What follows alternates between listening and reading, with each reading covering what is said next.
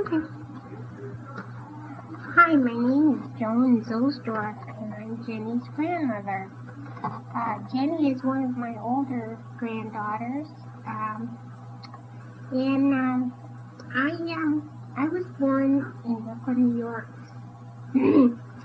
about 60 years ago, and as a young girl growing up there, I saw many of the tourist sites in New York, like the Radio City Music Hall and Statue of Liberty.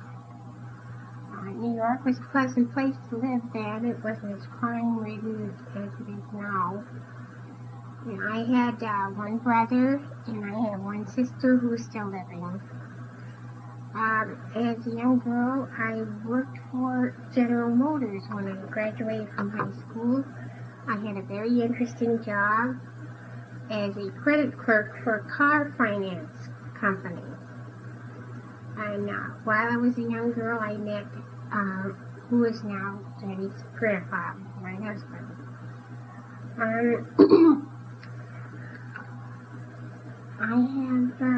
I've had 11 children and I have 18 grandchildren.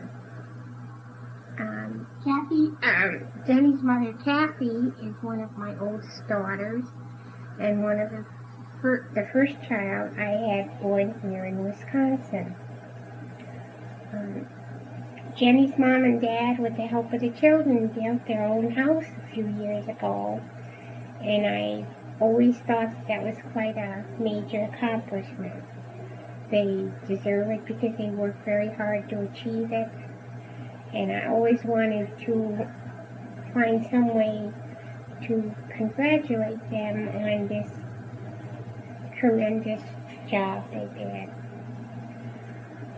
I'm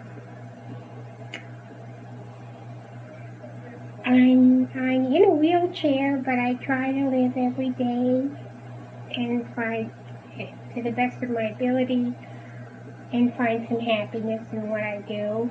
I love nice music. I like to visit with my grandchildren when they come. I keep myself busy with whatever housework I can do and accomplish, and try to take care of myself so that my health doesn't deteriorate any more than it has. I look forward to Christmas. When Christmas time comes, we have a lot of people in the family, so at anybody's particular given house, we have wall-to-wall people at Christmas.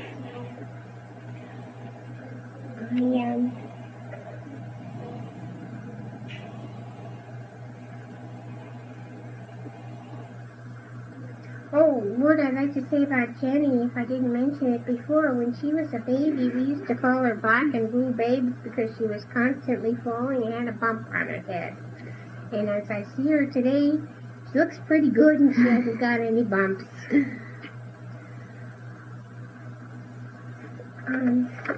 Except for the little one from where Adam hit me with the golf club. I think that young people today, in a way, have it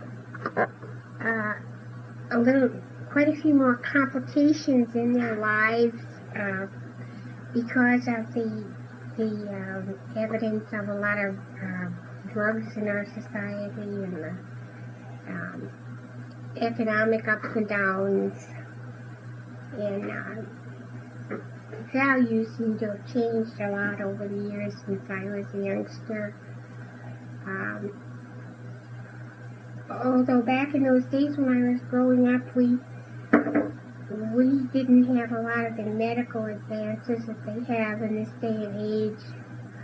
I grew up in a time where polio was quite evident around the country, and there were not such things as instant coffee and CDs and televisions in every home.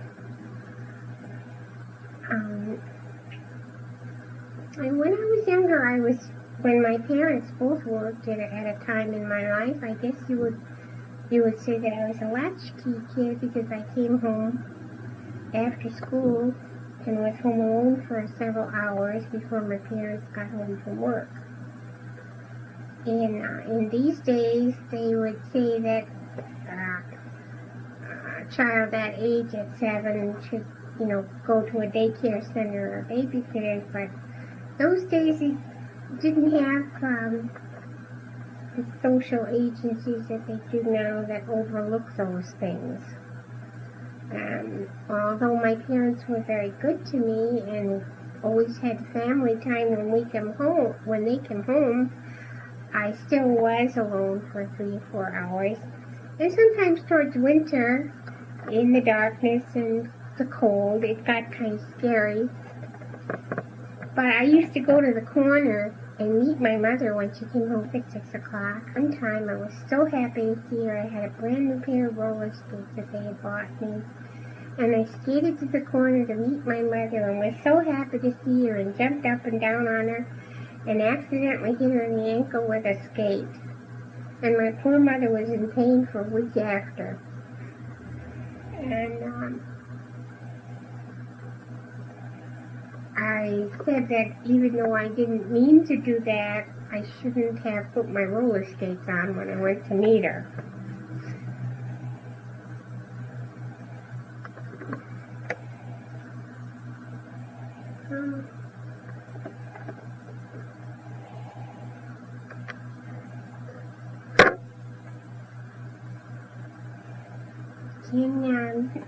Jennie has told me about her mini buddy program in school, and I think that's quite interesting and a nice thing for her to be doing. And she has also told me about an opportunity to go to survival camping, and I mentioned that I thought at 60 years old I'd rather stay home.